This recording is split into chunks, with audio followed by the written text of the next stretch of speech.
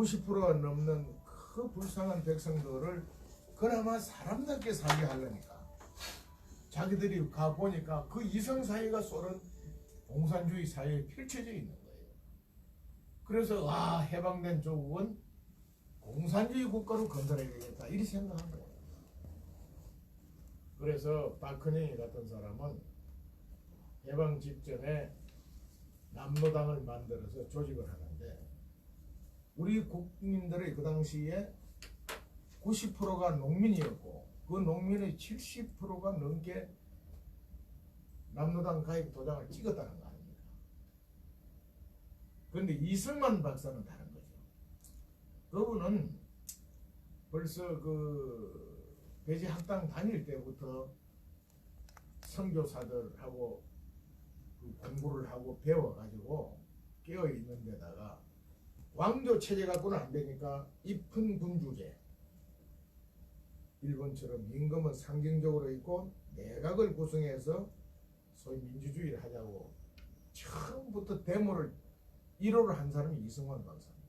그래서 고종 황제께서 그래 하겠다고 약속을 해놓고 그 뒤에 안 하니까 소위 고종 황제 퇴위 운동을 쿠데타, 궁정 쿠데타 업무를 하다가 그의 발효에 의해서 사형언도를 받죠.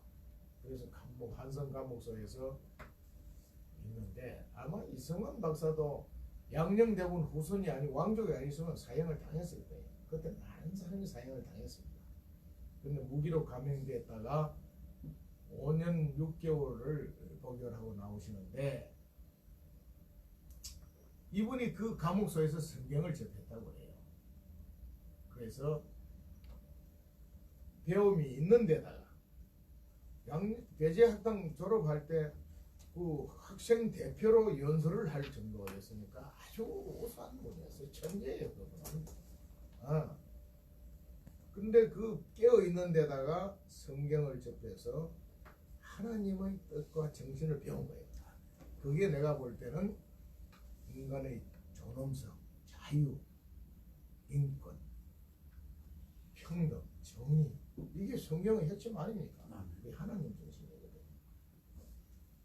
그게 확고한 신념을 가지시고 결국 미국으로 가셔가지고 그분은 미국으로 갈 때는 독립운동하러 가신 게 아니고 고종 황제의 지금으로는 외교사절 대사로 가신 거예요. 그 당시 뭐 그런 직함은 없었지만은 그 뒤에 이제 일제가 본격적으로 마각을 끌어내니까 고종 황제께서 미국에다가 고소를 해야 되겠는데 누구 보낼 사람이 없었답니다. 그때 민영한 대원께서 영어도 잘하고 정신도 확고하고 하니까 이승만 청년을 청거를 해서 외교 사절 자격으로 미국으로 갔대요. 근데 가서 뭐 그 당시 일본 놈들이 벌써 미 국무성 대통령 다 장하고 있을 때니까 연결되어 만나주지를 않았죠. 어쨌든 그분은 미국에서 가서 다시 성경에서 배운 그 지식에다가 미국의 자본주의, 자유민주주의를 가서 눈으로 보고 배운 거 아닙니까? 하버드에서 석사를 하고 프린스턴 대학에서 박사를 했죠. 그것도 아주 짧은 기간에. 그러면서 이분은 확고한 신념을 가지신 거예요. 절대로 공산주의 갖고는 잘 살 수가 없다. 공산주의는 공산주의 핵심 간부 지배층 1%도 되지 않는 그들만 배부르고 나머지 99%의 백성들은 왕조 시대보다 더한 착취를 당한다는 걸 아신 거예요.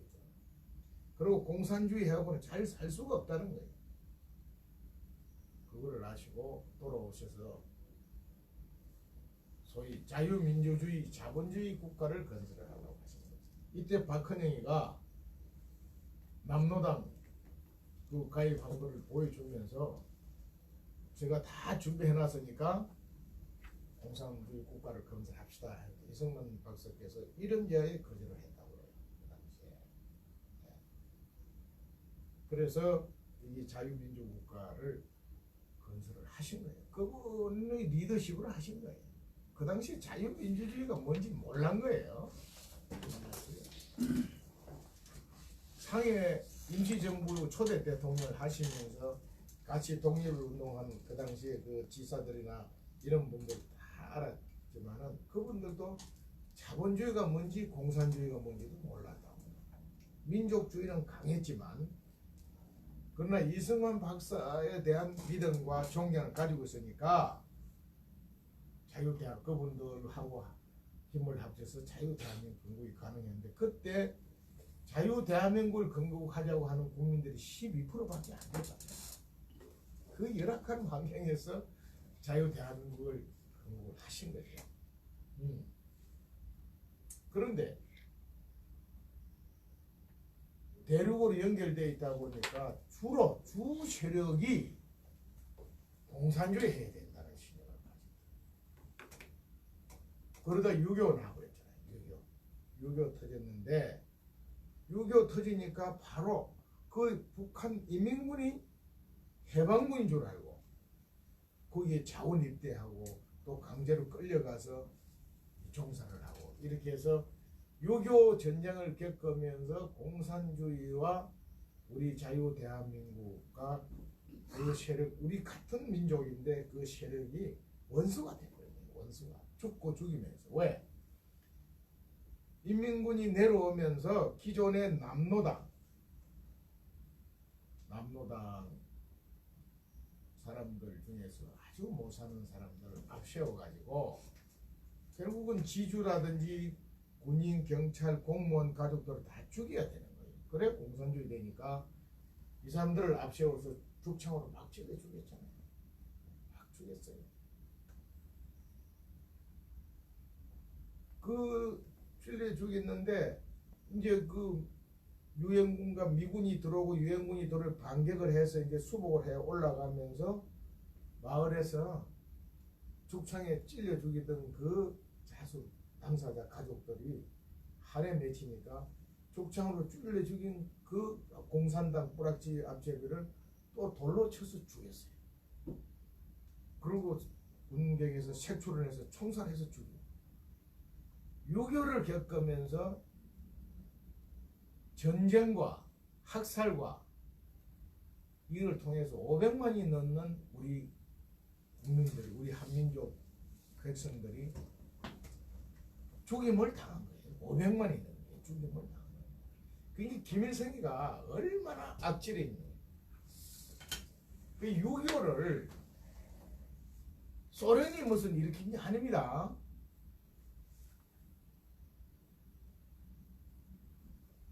는 김일성이하고 박헌영이가 가장 책임이 있는 겁니다. 그래서 박헌영이가 이승만 박사가 제일 안 받아들이니까 이 친구가 이 안에서 자기들끼리 이렇게 해서 공산주의 국가를 건설해 보려고 하다가 정판사 사건이라고 여러분 기억하실 겁니다. 그 당시 미국은 하지 중장이 와서 군정을 했어요. 군정을 했는데 이 미국 국무성도 소련의 첩자들이 있어가지고 하지 중장한테 국무성에서 제정당 사회단체를 다 인정하라고 했다는 거예요. 우리가 볼 때는 여러분들 미국은 자본주의 민주주의 국가니까 대한민국 한반도 남쪽에는 자유민주주의 국가를 건설하라고 지령을 내려야 되는데 그렇지가 않았어요. 제정당 사회단체를 모두 인정하는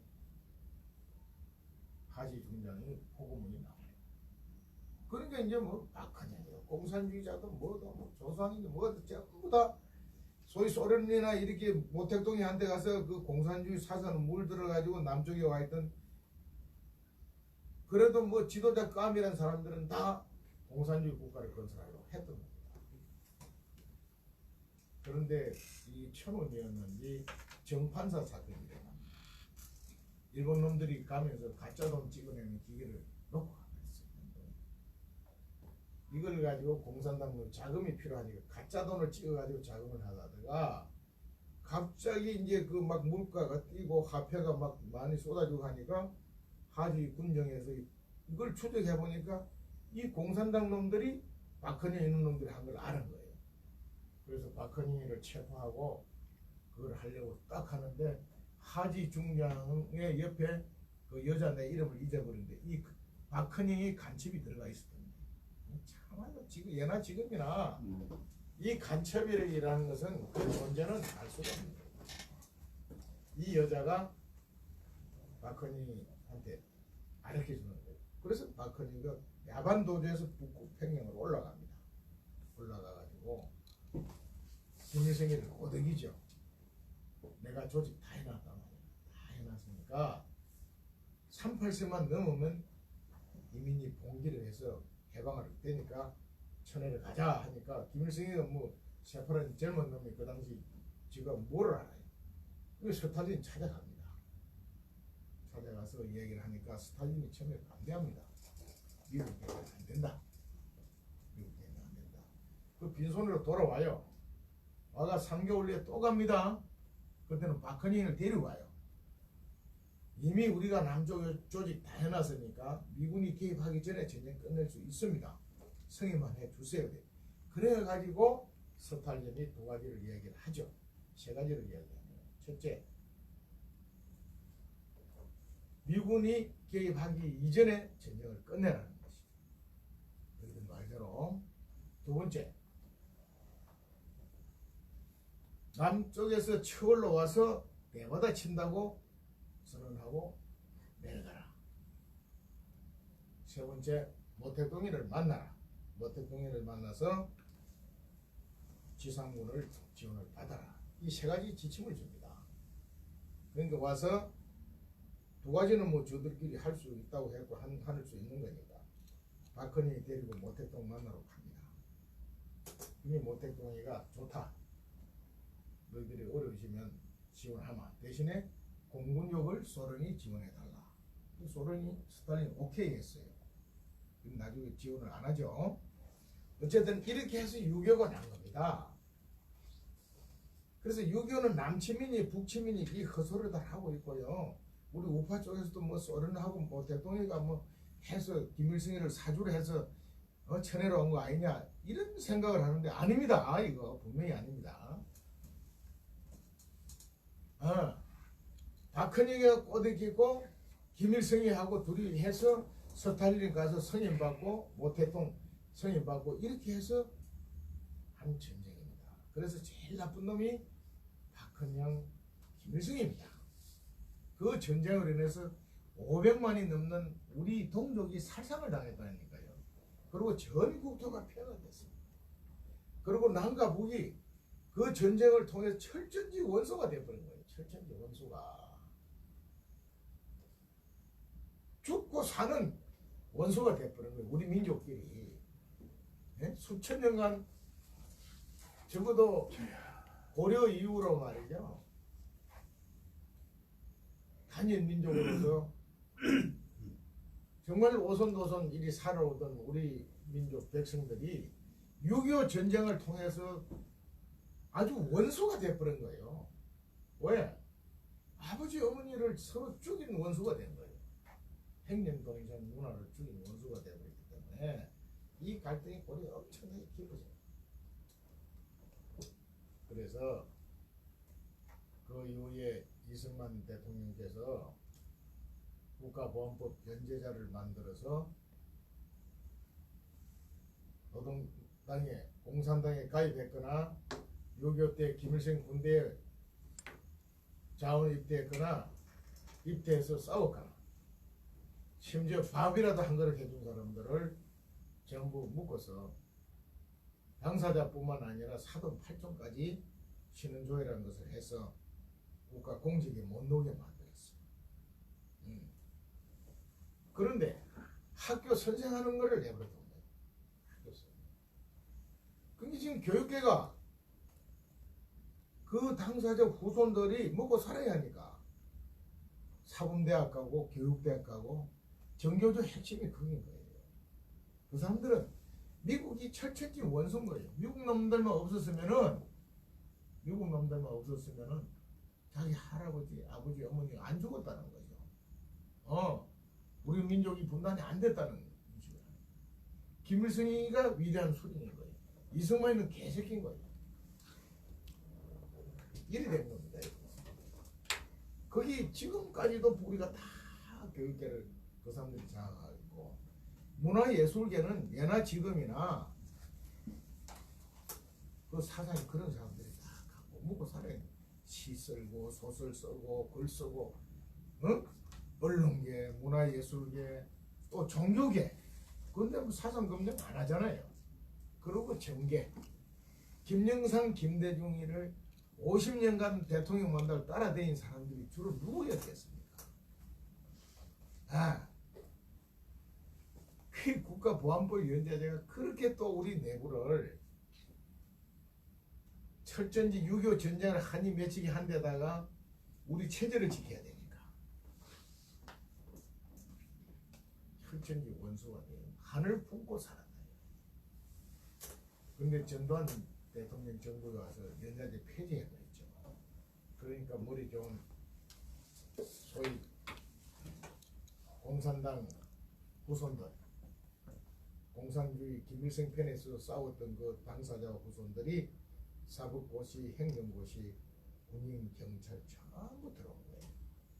다 들어왔어요.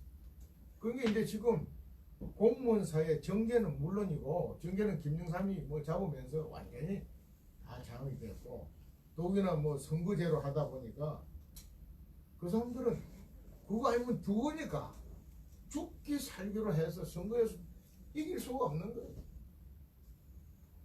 그렇게 해서 뭐 교육계는 원래부터 그렇게 새빨갛게 장악이 돼 있었고, 노동계 민노총 결성하고 그 핵심 세대부터, 그리고 정계까지, 이제 관계까지, 군인까지, 경찰까지, 이제 6.25 당시에 소위 김일성의 편에 서서 미국이 민족의 원수고 이승만이 개새끼고 박정희 개새끼고 이런 사상을 가진 사람들이 대한민국을 장을 해버렸다.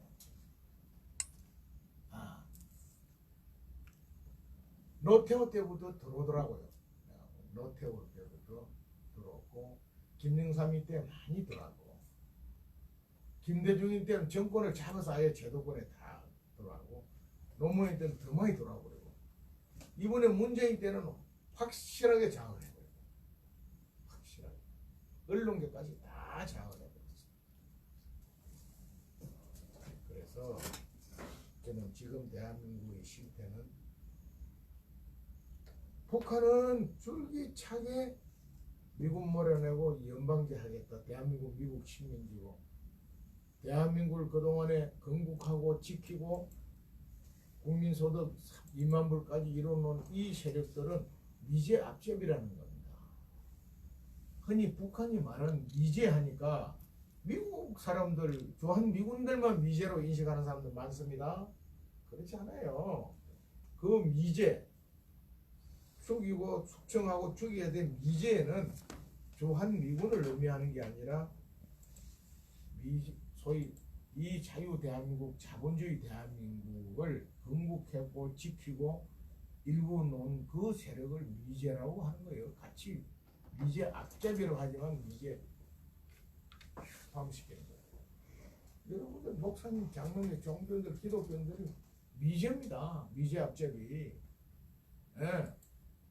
그래서 지금 문재인 정부에서 그걸 적폐로 해가지고 청산하겠다는 거 아닙니까? 적폐 청산 대상이 1차적으로 우파 대통령, 거기 종사한 관료들, 자기들 말을 따르지 않고 저항하는 군인, 경찰, 종교인. 지금 우리 태극기 애국 국민들 이거 적폐 대상이에요. 청산 대상이란 말이에요. 그래서 미제라는 개념에 일반 국민들은 뭐 그냥 미국만 몰아내고 우리 민족들이 연방제에서 잘 살 거로 보지만은 거기는 자본가, 기업인들도 적폐 대상이, 청산의 대상이에요.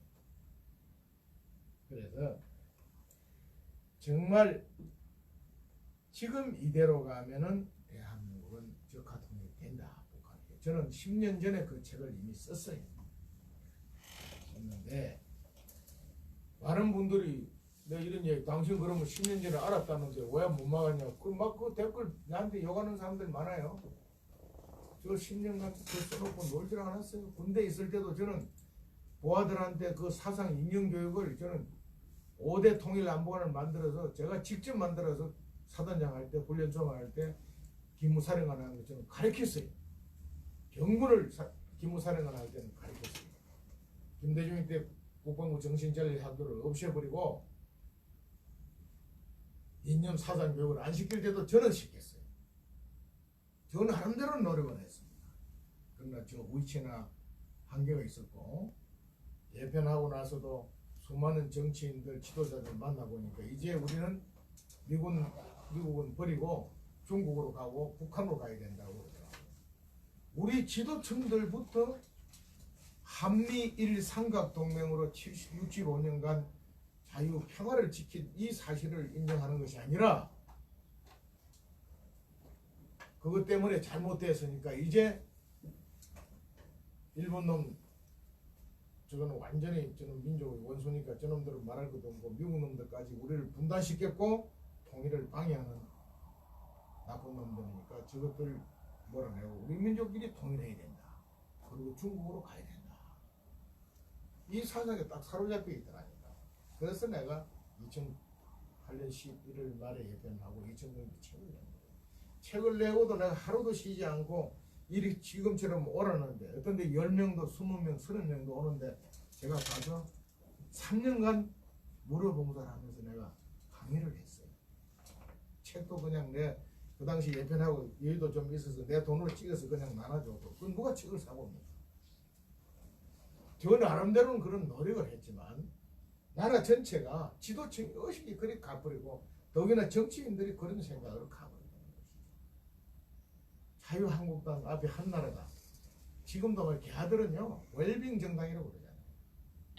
이 나라가 어떤 행복인지 어떤 상대인지 모르는 거예요. 모르고 그냥 배지 달고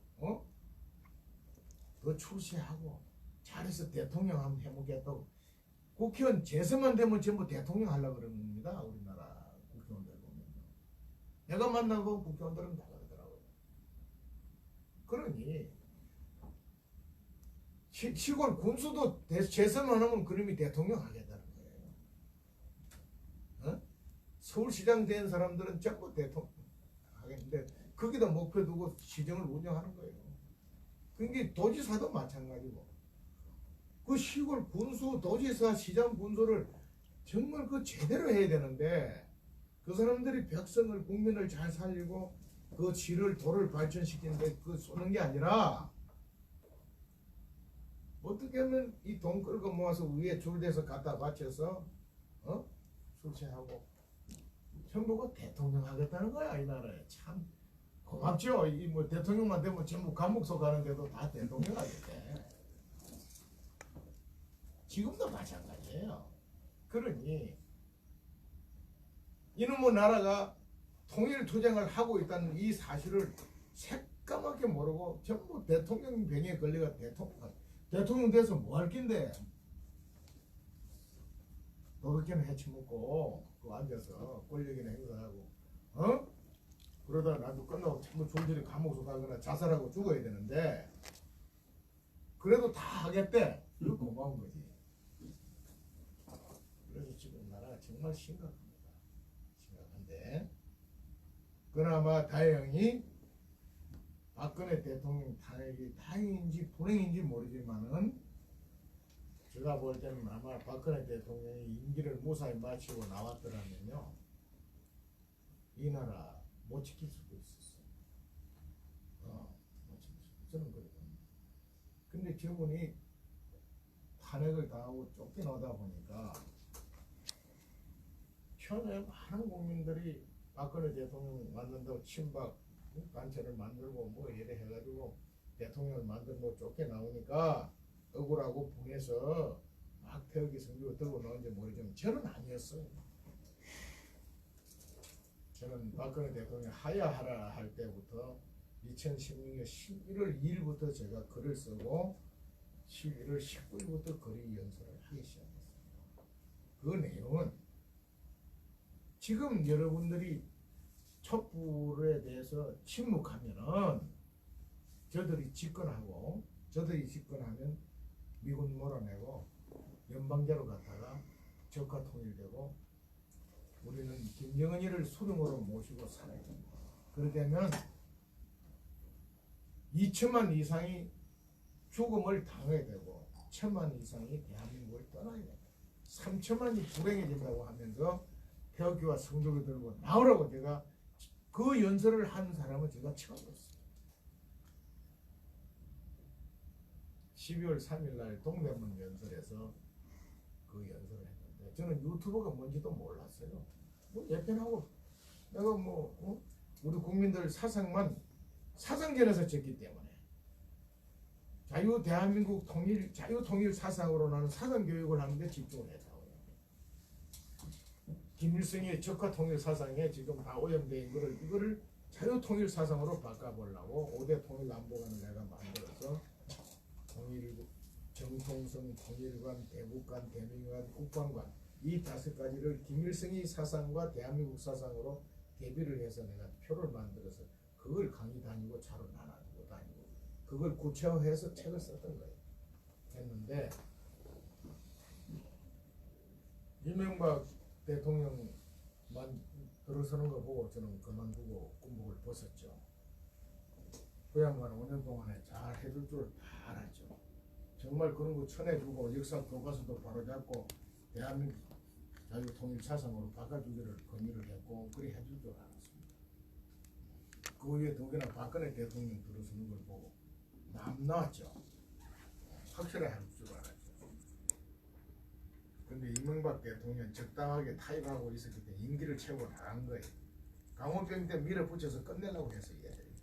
근데 그때 그나마 이명박 대통령 그 주변에 참모들이 강원병 그 주동자를 체포를 했잖아요. 그러면서 그 무마를 했는데 강화문 촛불 사태 박근혜 주변에는 저 대통령 주변에 제가 볼 때는 책사 하나도 없고 제대로 된 실정하는 사람도 하나도 없었어요. 박근혜 대통령은 물론 몰랐고 그러니까 뭐 헌재에서 탄핵 안 당할 줄 하고 앉아 있은 거예요. 그러다 탄핵이 되고 이제 나가니까 국민들이 깨어난 거예요 지금. 그나마 태극기 성조기 들고 광장을 나왔던 국민들이 지금은 자유대한민국을 지켜왔고 지키고 있다. 저는 그래 보는 거예요. 이미 군인 경찰 관료들은요 그 기대할 거 없습니다. 어떤 정권이 어디든 거기에 따라갑니다. 목이 메어 있는 거예요. 처자식이 있고 출세해야 되니까 거기에 저항하고 다 따라갑니다. 어떤 면은 더 아부하고 더 충성합니다. 강하게 세게 할수록 더 아부하고 충성하는 거예요. 그나마 지금 잠깐 우리가 마음을 놓는 것은 지난번 트럼프 대통령이 하노이 김정은이하고 회담에서 노딜이 나왔기 때문에 그나마 잠깐 숨을 쓸 수가 있는 여유가 생겼어요. 저는 그리 연설을 하고 얘기를 했죠. 여러분들 기억이 없을지 모르지만 오래전에 문재인 정권이 앞으로 이렇게 할 거다 하고 얘기를 했어요. 이 사람들은요 하늘이 더 쪼개나도 연방제 통일입니다. 목표가 연방제 통일이에요. 그걸 위해서 첫째는 트럼프 대통령 김정은이하고 둘이 붙여가지고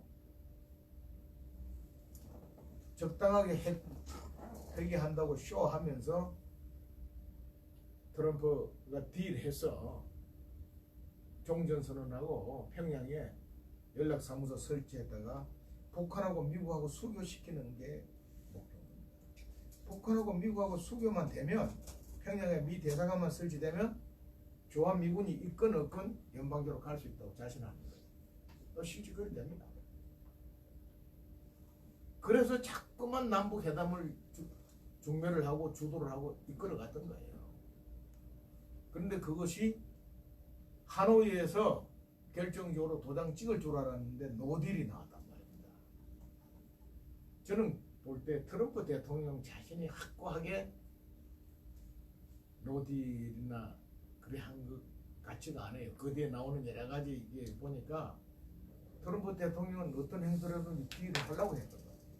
그런데 다행히 폼페이오스 국무장관하고 볼턴 안보보좌관이 확고한 사람들이죠. 폼페이오스는 미 웨스트 포인트를 나왔대요. 아주 수절합니다. 수석으로 나왔다 그러더라고요.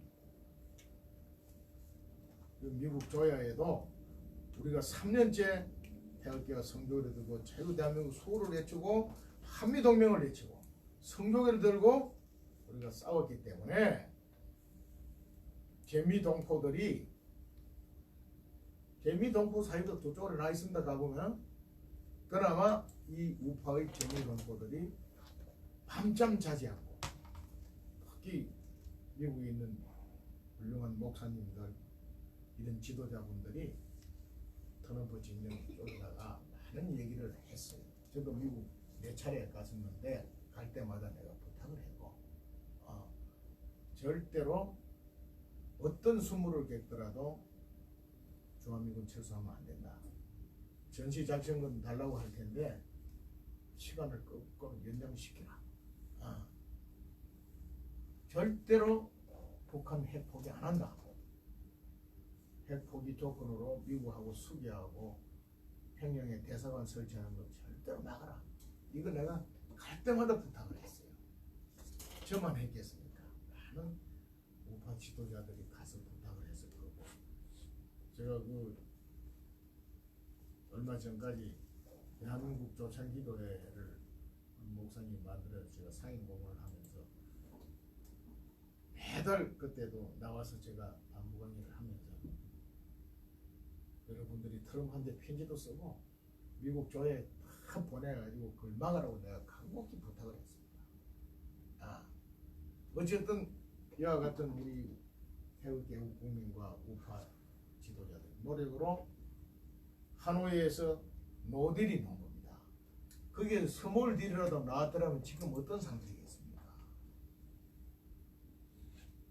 그게 김정은 이놈이 중국 지원 좀 받아보려 하니까 중국 주변에 주는데 미국 눈치를 보면서 왜냐면 경제 그 걸려가지고 시진핑도 마음대로 못하는 거예요. 뒤로 살랑살랑 하는 거지 제대로 지원이 안 되죠. 그런데 이번에 푸틴 만나러 간 거예요. 러시아 푸틴이 김정은한테 선물 뭐 했습니까? 내가 기가 막히더라고 그거. 김정은은 푸틴한테 칼을 선물을 했대요. 칼이 뭐 동맹 무정의 상징이라. 그런데 푸틴은 김정은한테 동전 하나를 줬습니다. 여러분 김정은이 그 동전 받자마자 떨어뜨렸더라고. 얼마나 창피합니까 이거. 동전은 누구한테 주죠? 거지 새끼한테 동전 주잖아요 우리가. 저도 항상 주머니에 동전 몇 개 넣어 다닙니다 이거. 지하철 타고 어디 뭐 길가 가도 진짜 불쌍한 사람들이 있는데 1,000원짜리라도 끝내려면 이 지갑을 열어야 되는데 열고 다니기 불편할 때가 많아요. 그래서 100원짜리 500원짜리 동전 있다가 집히는 대로 내가 주고 가고 그러는데 동전도 그것도 2개도 아니고 1개 준 거예요. 동전 하나. 야 이 거지 자스가 알았다. 내가 너한테 구글하러 온 걸 아는데 내가 조금 지원해 주마.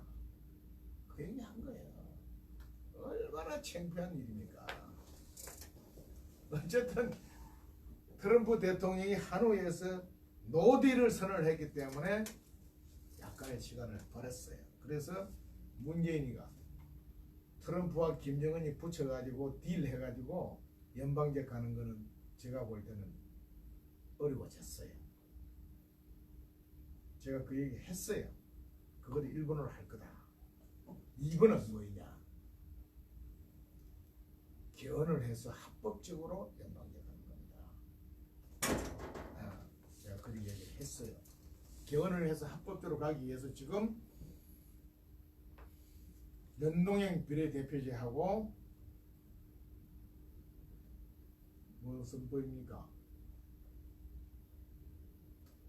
특검, 특수경찰, 공수처. 공수처 공수처 핵심. 이걸 두 개 목매는 거 아닙니까? 그거 하려니까 5.18 하니까 5.18도 하나 끼워 넣고 뭐 이렇게 끼워 넣어서 하는 네 개를 끼워 넣었지만 실제로 핵심은 두 가지입니다. 그게 공수처법하고 연동형 비례대표제. 연동형 비례대표제는 뭔가? 그거 하는 목적은 국회 개헌선 3분의 1을 자기 세력으로 국회의원 만들어서 내년 4월 13일 총선에서 만들어서 합법적으로 연방제 가겠다는 겁니다. 제가 얘기를 했어요. 근데 연동형 비례대표랑 생성도 못했고 이게 무슨 말인지 모르는 거예요. 국민들도. 시간이 다 됐어요? 아니 그게 너무 가까이 계셔서 화면이 크게 나와서. 예. 이왕 오늘 일이 모였으니까 오늘 제 할 얘기 다 하고 끝낼게요. 예, 시간 상관없습니다. 예. 뭐 서울시청에 뭐 서울역 강령에서 연설을 하는데 내보고 5분 내라 하는데 5분 하면 무슨 연설을 합니까? 아, 그래서 오늘 이걸 제가 말씀을 잘 들을 테니까 우리 목사님께서 찍어서 전부 보냈어요. 이 연동형 비례대표제는 보니까 아주 어려워요. 그래서 내가 이렇게 쭉 다 훑어봤어요. 보니까 지금 하고 있는 비례대표제 정당 지표 플러스 국회의원 나와서 떨어진 사람 표까지 모아가지고 그걸 가지고 배분을 하겠다는 거예요. 그래 되면은 보니까 제일 손해를 많이 보는 당이 자유한국당이에요. 국회의원 많이 나올 거라고 후보가 많이 나오면은 떨어진 사람 표도 모아가지고 반영을 하겠다는 겁니다. 그래 되면은 지금 뭐 더불다 압도적으로 이길 거고 정의다, 바른다, 뭐 평화다 여기 다 나눠주고 나면 같이 해서 딱 뭐 그 사람들 다 같이 가는 거니까. 그래서 이해찬이가 260석 얘기하는 거예요. 그 지역구에서 240석 하고 비례 20석에서 260석 한다는 게 그냥 그 소리가 아니에요. 그리고 지금처럼 하면은 외고 패고 계속 할 수 있다. 개헌까지 지금 합의했더라고요. 보니까 나경원이 사인한 거 요새 돌아다니는데 보니까 선거제 바꾸는 거 개헌한 거 4가지인가 5가지 한국에 사인 다 했더라고요. 그래서 이미 정치권은 이 문재인 일파들은 대통령 중임제 개헌해서 어떻게 평생 대통령 현무에서 권력 행사해보려는데 그게 안 되니까 이제 뭐 본문에 의하면 내각제인가 뭐 위원 집중구제 행으로 개헌한대요. 거기는 한교안 씨도 뭐 다 동의하고 나경원은 그 발언을 했고 합의서에 사인까지 했더라고. 지금 저 국회에서 싸우는 거는 쇼하는 거예요. 지금. 국민들한테 투쟁하는 모습을 보여주면서 야 자유한국당 이제 그 새끼 요즘 아무도 안 싸우던 이제 제대로 싸우는구나. 내가 지지율이 30% 올라갔대요. 그리고 뭐 강화문 광장에도 진출하고 막 하니까 이제 기대를 해본다 하지. 이미 보니까 뭐 사인 다 했던데 뭐 이래 했던 저래 했던 그 당이 또 우리하고 뭐 해가지고 개헌을 저지하고 정말 연방제로 막을 수만 있다면 적극적으로 해야죠. 해야 되는데 어쨌든 다음에 3분의 2 개헌선을 국회를 의원을 확보를 해서 합법적으로 연방제 가는 거를 이제 추진할 거란 말입니다. 1차로 작년에 시도했다가 국회에서 저지돼서 못했잖아요. 그때 내가 또 다시 시도할 거라고 얘기를 했습니다. 이번에 다시 하더라고요. 세 번째는 그것도 어떤 뭐 선거 결과 국민들이 깨어나던 선거 결과에서 실패를 하면 정말 우리 민족의 비극과 불행이 올 수 있는 북한 인민군을 끌어들이는 뜻에서라도 하려고 하지 않겠느냐. 저는 그것까지 걱정이 되는 거예요. 그리 되면 미국이 가만히 있느냐는 것이죠. 그래 뭐 너 민족끼리 나라 묻든지 뭐 알아서 해라 하고 미국이 빠져주면은 전쟁을 안 해서 민족이 공멸은 안 하겠죠. 연방제 돼가지고 몇 년 끌다가 적화되면은 어차피 경제는 이제 망해버렸어요. 경제는 벌써 미국은 3.2% 1분기 호황을 누리는데 우리는 마이너스 0.3% 마이너스 성장을 했다는데 그 숫자가 문제가 아니라 어제 오늘 또 나오더라고요. 1분기 상장 기업의 이익이 작년보다 41%나 줄어버렸대요. 이건 뭐냐? 기업들이 이제 장사 안 되는 겁니다. 기업 할 수가 없어요. 대한항공 주주권 뺏들어 버렸는데 국민연금 가지고 저게 이제 출발입니다. 저게. 이 친구들 대기업 국민연금 권리 행사에서 다 뺏들어야 된다. 뺏들고 거기에 자기 사람들을 집어넣어서 대표이사, 사회이사 다 만들어서 공동 관리를 하겠다는데 여러분 대우조선 보셨죠? 김무중 씨 할 때는 대우조선이 세계적인 기업 1등 기업이었습니다. 김대중 정부도 그 뺏들어 가지고요 월급쟁이 사장 갖다 앉혀놓으니까 가는 놈마다 돈 빼먹고 빼가 위에 받치고 하니까 그 노조놈들이 다 보고 그래 보고 있는 거예요. 저놈들도 빼먹고 다 빼먹고 공중문에 된 겁니다. 저거. 제가 소령 때 보안사에서 있으면서 방산업체 감사를 했습니다. 했는데 그때 기아자동차 우리 국민기업이라 하는 기아자동차에 갔었어요. 그때 김선홍 씨가 그 사장이고 그랬는데 감사를 하면서 내가 감사관들 이렇게 하는 거 보고 많은 분들하고 간부들하고 얘기를 내가 나눠요. 내가 그때 그러더라고. 감사관님 이 기아차 곧 망합니다 그러더라고. 왜 국민기업으로 우리가 자랑스레 생각하는데 왜 망합니까 했더니 김선홍 씨 일가들이 빼먹으니까 밑에 간부놈들도 빼먹고 그걸 빼먹으니까 근로자 현장에서는 부부인 담놈으로 집어 던진대요. 그러고 안 망하겠습니다 하더니 그 소리하고 몇 년 안 가서 진짜 거의 현대로 넘어가 버리더라고. 그나마 현대 오너가 있으니까 지금 기아가 버티는 거예요. 오너가 썩고 부패하거나 오너가 없는 회사는 반드시 망하게 돼 있습니다. 무슨 공동경영? 그 웃기는 소리입니다. 그래서 지금 경제는 그래서 뜻이 있는 그걸 미리 내다보는 대기업들이 지금 나가잖아요. LG도 핸드폰 공장 베트남으로 다 옮긴다대요. 삼성이 어디 웬만한 거 외국 다 옮겨버렸어요. 그래서 국내 일자리가 없는 겁니다. 우리 뭐 수출 3천억 불 샀지만은 국내 생산 수출하는 건 얼마 안 돼. 현지에서 생산까지 다 포함하니 그런데 일자리가 없는 거예요. 없으니까 이제 표를 얻어야 되니까 아이들한테 일자리 준다는 게 전부 공무원, 공기업, 공공기관에 이거 갖다 붙인단 말이죠. 거기는 생산성이 하나도 없어요. 그리고 뭐 노인연금도 복지 5만 원씩 올려 30만 원 주고 5만 원만 올려줘도 그 다음 찍어준답니다. 이런 식으로 막 퍼주게 하죠. 뭐 돈을 버려서 나눠주면 얼마나 좋겠어요. 기업은 정차 안 돼서 망해가는데 복지해가지고 돈은 계속 나눠준단 말이에요. 그럼 망할 수밖에 없는 거예요. 그거는. 언제 망하느냐 하는 거예요. 그 경제가 망하라는 거지. 망해야 북한하고 비슷하게 못 살게 돼야 같이 통일이 된다는 거예요. 이런 논리더라고. 그래서 기가 막힌 이 나라가 되어버렸는데 이 세 가지를 계속 추진할 겁니다. 문재인 정부 포기하지 않습니다. 저게 뭐 문재인 대통령 혼자 다 해요.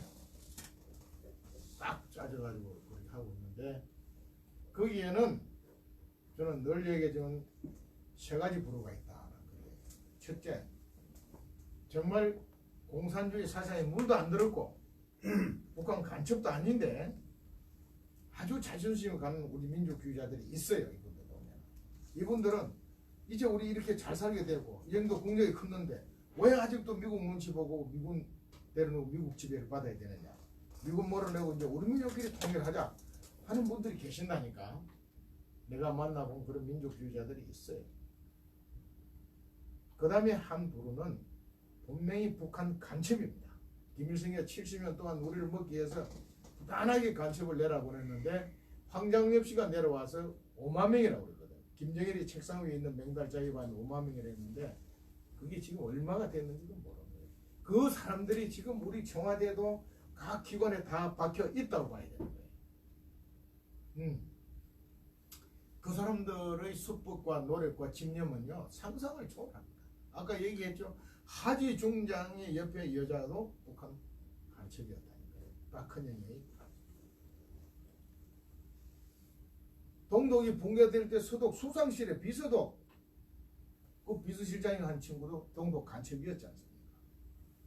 근데 대한민국은 김일성이 70년간 우리 먹으려고 간첩 내라고 양성시켰는데 어딘들 안 가 있겠어요.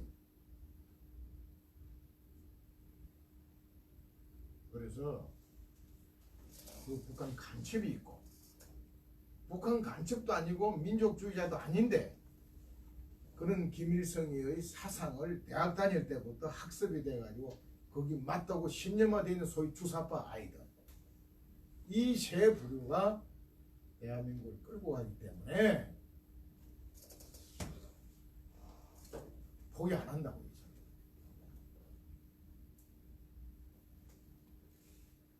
만약에 그것까지 저지가 되면 저는 볼 때 마지막 단계로 북한 인민군 군대를 돌려들어서라도 적화로 갈 시도할 거다. 저는 그래요. 그래 되었을 때 그냥 미국이 그래 너희끼리 막 해라. 이 사람들은 미국 말하고 북한하고 중국하고 하겠다는 거예요. 대륙하고 연결되어 있으니까. 대륙 얘기를 계속 하잖아요. 문재인 대통령부터. 4.27 1주년 뭐 했는데 북한 아이들은 그거 오지도 않아요. 기념 맹세한다고 판문점에서 뭐 첼로 켜고 무슨 문화활동하고 이 양반 다마 뭐 연설하던데 그게 보니까 이제 우리도 뭐 평화를 누릴 권리가 있고 뭐 대륙으로 진출할 한반도를 넘어서 대륙으로 갈 능력을 갖췄다고 이렇게 연설을 하고 앉아 있더라고. 그건 누가 써준 건지 모르니 읽고 있어요. 여러분, 우리가 북한 문제 하나 해결도 못 하는데 한반도를 넘어서 대륙으로 갈 수 있다? 그게 소위 주사파 종북주의자들이 그 사상이 민족주의자들이 그렇게 딱 박혀 있어요. 아 저도 자유통일하고 하고 만주땅 대륙으로 진출하고 싶은 꿈을 누가 안 가지고 있습니까? 다 가지고 있죠. 그것은 자유통일이 됐을 때 가능한 거죠. 만약에 1차 1방안, 2방안도 안 되고 3방안으로 전쟁으로 통해서 그래서 최근 내전 얘기가 많이 나오는데 그런 사태가 가면은 저는 볼 때 미국이 반드시 군사적으로 개입합니다. 미국이라는 나라가요 그냥 한반도 대한민국 북한한테 뺏기고 중국한테 뺏기는 걸 두고 갈 사람들이 아닙니다. 그때는 반드시 군사 공격을 들어온다. 저는 볼 때 그전에는 미국은 군사 공격 안 한다고 저는 그걸 얘기를 했어요. 그리 되면 우리 민족은 공멸입니다. 이 한반도에 또다시 전쟁이 나면 남북한 군사력뿐만 아니라 중국, 러시아 군사력도 들어오고 미국, 일본, 호주, 영국, 프랑스 합동훈련 하고 있어요 지금. 와당창 들어오면요 전혀 한 3일 하면은 우리 민족은 공멸해요. 영원히 재기불능입니다. 그래서 이 사태를 막아야 한다. 그럼 마지막으로 그럼 어떻게 할 거냐? 어떻게 이걸 막을 거냐? 요 오다 보니까 종로구 선관위 나 걸어왔어요. 시당 사무실에 이거지 걸어왔는데 민주주의 꽃은 선거라고 딱 붙여놨더라고. 우리 맨 꼭대기에 민주주의 꽃은 선거다. 맞죠? 정말 이 대한민국이 공정하고 깨끗한 선거에 의해서 권력이 창출되고 권력이 이양되고 정권이 교체되는 나라 같으면은 저는 태극기 성조기 들고 길가에 안 놉니다. 저도 이제 70이 됐는데 평생 군생활 한다고 군복 입고 말이죠. 부모 형제도 제대로 못 만나보고 집안 계속 행사도 못 갔는데 예편하고 이제 내가 뭐 장군을 못 따라왔습니까? 뭐 어? 저 진짜 할 거 다 해봤어요. 군생활도 그냥 빌빌한 게 아닙니다. 보안사에서 10년, 국방부 10년 하면서 박정희 대통령부터 전두환, 노태우 대통령까지 또 노무현 정권 말기까지 내가 직접 대통령들에게 정보를 제공한다. 노무현 대통령 때는 없었어요. 보고를 받지 않았어요. 편하더라고. 정말 박정희, 전두환, 노태우 대통령까지만 하더라도요. 보안사회에서 일주일에 한 번씩 정치, 경제, 사회, 군사 모든 분야에 대한 정보를 수집해서 대통령 차원에서 시정하고 고쳐야 될 국가 차원에서 이 보고서 만드는 게 머리 깨졌습니다. 저 비실장 1년 하고 나니까요. 이 원형 사무증 나오고 종합검사관인데 폐 빵꾸가 나가지고 6개월 약 못 씁니다. 비서실장이 그 보고서를 만드는 자리예요. 그렇게 해서 이 나라 지켜보려고 애를 썼는데 그래도 돌아봤고 대입대 중대장 끝나고 보안사 전역 가서 최고 사령관까지 했는데 내가 뭘 더 바라겠어요. 그러나 이놈의 나라 꼬라지가 이대로 가면 적화 통일되게 됐으니까 적화 통일되면 우리 국민의 3천만이 죽거나 나라를 떠나야 되는데 이 비극은 막아야 되겠더라고요. 그래서 나와서 자꾸만 그 적화 통일 경고를 하고 자유통일 사상 교육을 시킨 겁니다. 그런데 기어이 국가원수인 대통령이 힘 한 번 쓰지 못하고 그 세력에서 쫓겨나는 걸 보고 국민 여러분 여기서 침묵하면 촛불이 집권하고 저놈들이 집권하면 자유대한민국 없어지고 김정은이를 수령을 모시고 살아야 되니까 태극기 성교대로 나오라고 했던 겁니다. 제가 그 신념이 지금까지 3년째 광장에서 이어지고 있는데 다행히 불행 중 다행으로 박근혜 대통령 탄핵으로 인해서 국민들이 깨어나기 시작한 거예요. 근데 이것까지 안 되는 겁니다. 선거로 이 나라 바로 세울 수가 없습니다. 태극기와 성조기 들고 국민들이 광장으로 나오는 것밖에 답이 없습니다. 지금 주말에 우리가 털털 털어도 10,000명이 채 안 됩니다. 우리 유튜버들은 뭐 10만 군정이 나왔니 100만이 나왔니 떠들어갔는데 제가 객관적으로 볼 때는 10,000명이 안 됩니다. 전 단체 다 5개 단체 다 합쳐도 10,000명이 안 됩니다. 10,000명이라 봐주고 그러니까 저 주사파 문재인 일파들 눈도 깜짝 안 하는 거예요. 이 10만 군정만 주말마다 나와주시면 상황이 달라집니다. 10만이 나오면 100만은 금방 나옵니다. 제가 12월 3일 날 100만, 200만, 300만만 태극기를 들고 나오면 이 자유대한민국 구할 수 있다고 연설을 했습니다. 그게 3일절 날, 그 다음에 3일절 날 300만 나왔다 하지만 제가 볼 때 한 3, 40만 나왔어요. 정말로 100만만 제대로 이 자유대한민국 수호하겠다고 태극기 성주도 광장에 놔주면 저는 이 자유대한민국을 지킨다고 봅니다. 문재인 주사파 정권 하루빨리 끝내야 선거로는 안 됩니다.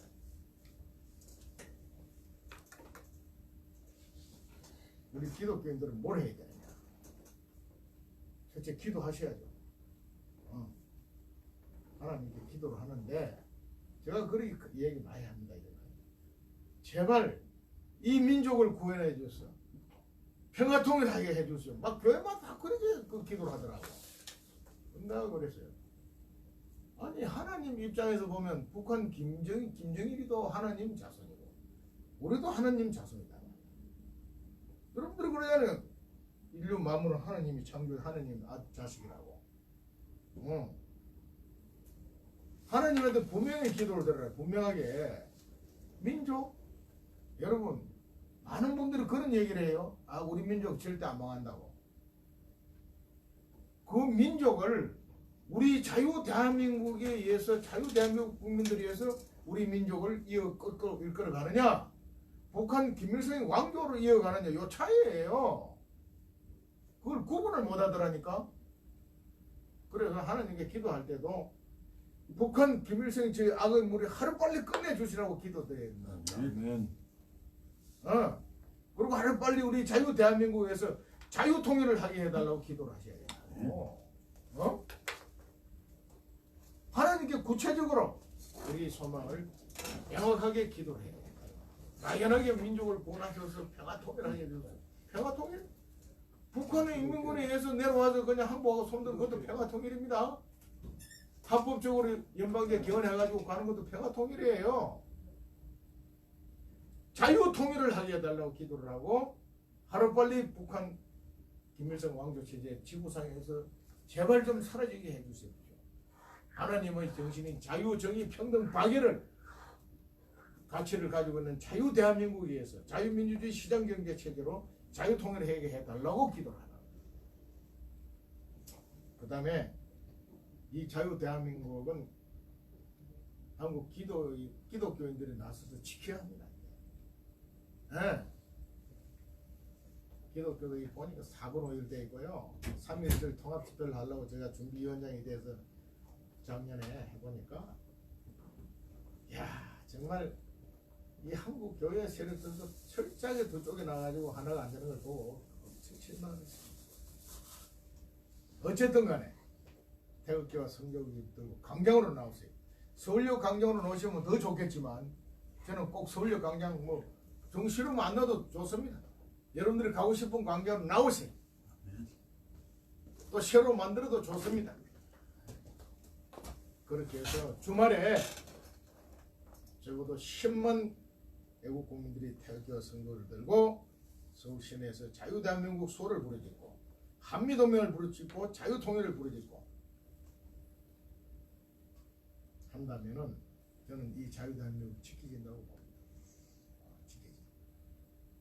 그러다가 정말 이 친구들이 끝끝내 정책 노선을 전환하지 않고 북한하고 손잡고 미국으로 연방제로 가는 그 상황이 오면은 명령 딱 내리면 100만 군종이 태극기 성조기가 나올 수 있어야 되는 거예요. 나오면 나는 저들을 이기고 대한민국 지킬 수 있다고 봅니다. 이거 하자는 겁니다. 예. 그래서 반드시 우리 자유 대한민국 반드시 지켜야 되겠다. 더 훌륭하게 만들어야 되겠다. 그리고 자유 통일을 해야 되겠다. 그 과정에서 우리 자본주의 시장경제체제 확실히 지켜야 된다. 재벌 기업이 백성들을 착취하는 것이 아니라 그 사람들이 기업을 해야 경제가 성장돼서 우리가 먹고 살 수 있다. 장사를 하는 사람이 있어야 합니다. 기업하는 사람이 있어야 합니다. 여러분 솔직히 우리가 뭐 기업 하나 해야 돈 한 번 벌 줄 압니까? 그 기업 아무나 하는 게 아니에요. 장사도 아무나 수출 아무나 하는 게 아닙니다. 그 전문가들이 바로 그 경제인들이 이 자유 대한민국의 핵심입니다. 그분들이 사기 높게 기업하고 수출하고 장사하게 해줘야 되는 거예요. 그거 하면서 그분들이 우리보다 좀 더 잘 사는 거 인정해야 되는 거예요. 근데 너는 이 새끼야, 우리가 빼빠지지 이런데 네가 자본 가지고 기업 가지고 네 하면서 이거 없애. 우리 같이 하는 거야. 기업 그거 아무나 하는 게 아닙니다. 삼성같이 말이죠. 한번 보세요. 빼대 있는 그 기업들, 성경도 지금 2세 경영까지 이어지는데, 그 다음에 LG라든지 말이죠. GS 같은 그 빼대 있는 가문에 의해서 빼대 있는 기업들은요, 제대로 되는 거예요. 그런 기업들이 살아 있어야 우리 경제가 번영이 되고 우리 자식들이 그 취직해 살 수 있고 그 돈으로 우리가 세금 받아서 걷어서 국방도 하고 말이죠. 사회복지도 할 수 있는 거예요.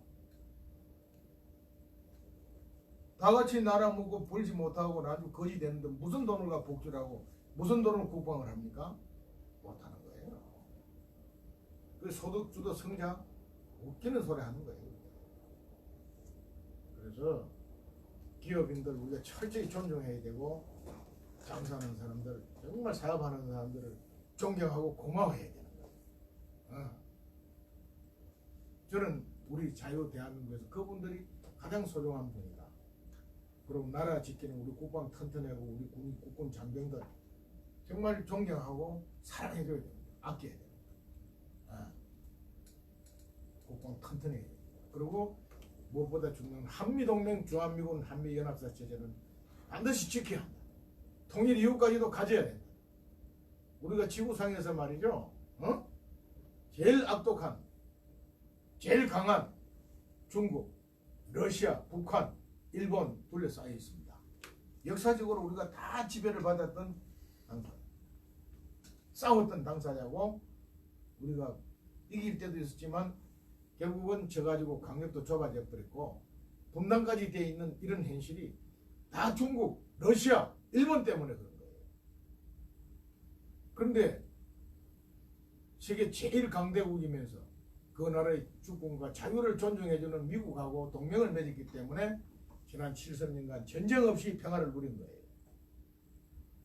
그런데 미국 쫓아내고 우리끼리 저 강대하고 악독한 친구들하고 우리 스스로를 지키면서 자주 국방을 할 수 있다? 웃기는 얘기예요. 웃기는 얘기. 그러면 핵 가지고 있는 김정은이 한테 나라 줘서 그 핵 우사 나라에서 우리 민족 지키겠다. 지금 그렇게 주장하는 거예요. 주사파이들이. 그랬을 때 과연 우리 백성들이 자유와 우리 국민들이 자유와 인권과 풍요를 누리면서 그리 살 수 있으면 나도 그거 찬성하겠어요. 네? 지금 보잖아요. 북한 주민들. 그 사람들을요.